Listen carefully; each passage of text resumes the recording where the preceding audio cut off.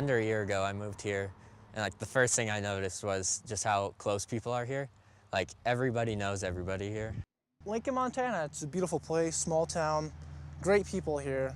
Everyone's just great, and a lot of good teammates out here, and we're working hard in practice, just trying to get better every day, and that's pretty cool. Class C schools, obviously, even Lincoln's a very small school, but we're all really close. Like, it's pretty much like a large family. Like, everyone has each other's backs, and they're always just great friends around here. Last year, when I got here, the first class I took was drama, and the principal was telling me that there was only one other person in that class, and I get there, and it was Payton, and really ever since then, we've just been pretty good friends.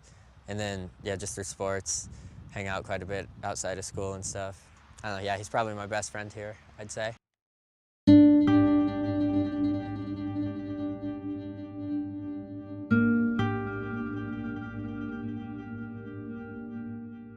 I was actually with him when he heard about it. We were at my house about to leave town, and one of the other seniors called me and said we need to come back to the school because there was an emergency.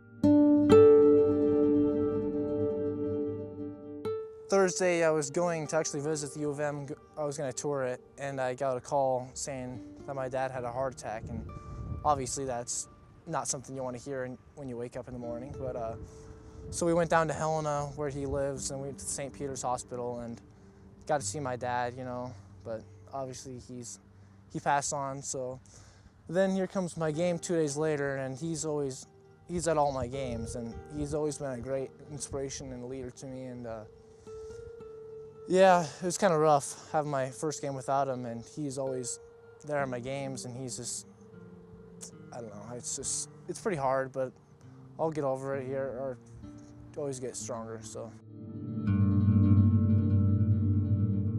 I just felt it as a young kid. If I had lost my dad at that age, I'd have been pretty heartfelt, and I'm not sure where I'd have been.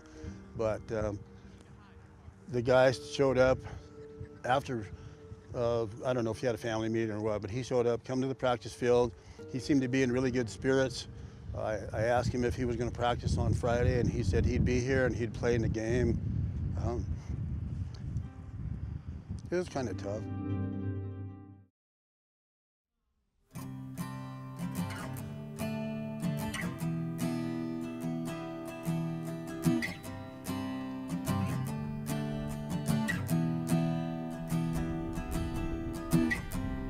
All that thought, please hollow your tongue. There's still a chance to not say something that can't be undone. Though we both know how this will end. Now let's hold back our words and make some time and make pretend like you still love me. I'm always looking to see when he shows up to the game, and and my sister and my mother were there, and yeah, it's pretty tough just noticing that he's not there. I mean, he's a pretty big presence. His dad had been at every single one but one of our games. He came, he supported us, he yelled louder than anybody else on the sidelines. He's a really cool guy.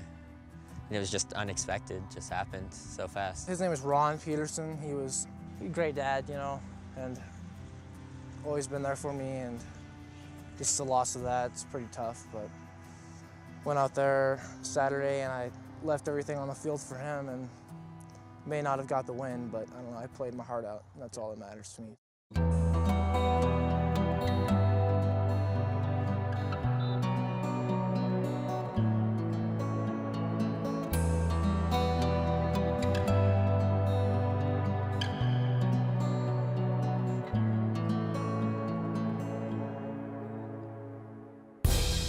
At the end of the ball game, both teams, we did our normal handshakes, and we all got into a very large circle to have a little prayer and honor the player that had lost his father.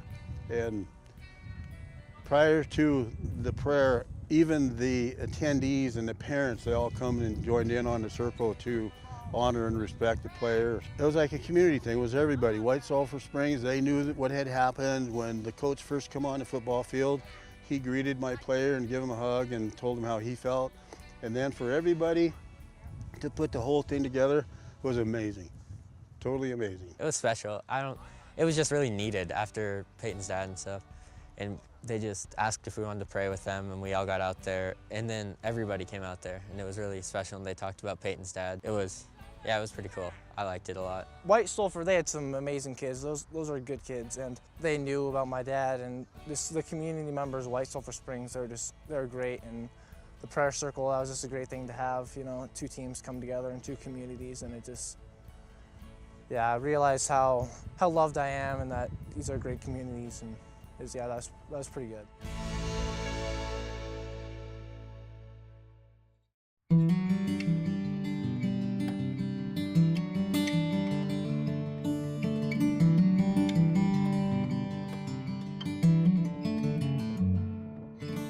We're separated by a couple of white lines on the gridiron, but totally we're a family, and we feel for each other. We'll work for each other, try to help each other out. I think it just makes it better for everybody. It's a small town America.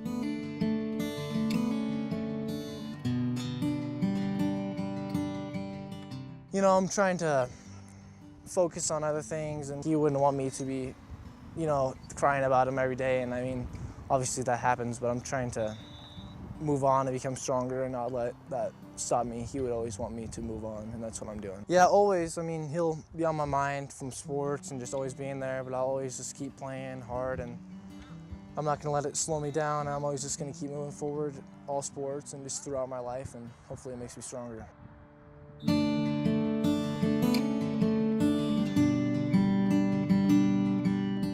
I want to see him get, you know, just stats, just touchdowns, interceptions on defense, tackles, sacks. I want to see him have the best 2 games of his life now. Just, it's our last games. It'd be good to have good games and win the games if we can. Then that'd be special for his dad and just for the whole team in general. But I'd tell you this, that kid has played hardball from the very beginning of two-a-days up until even today after the event. He's in the game. I think he wants to be in there, and his heart's in the game, so he's a hard-working kid. I think that he'll probably go through this ordeal just fine with the help and support of the community and probably his family and everybody that's involved in it, but he's the same guy he was August 11th when we started out.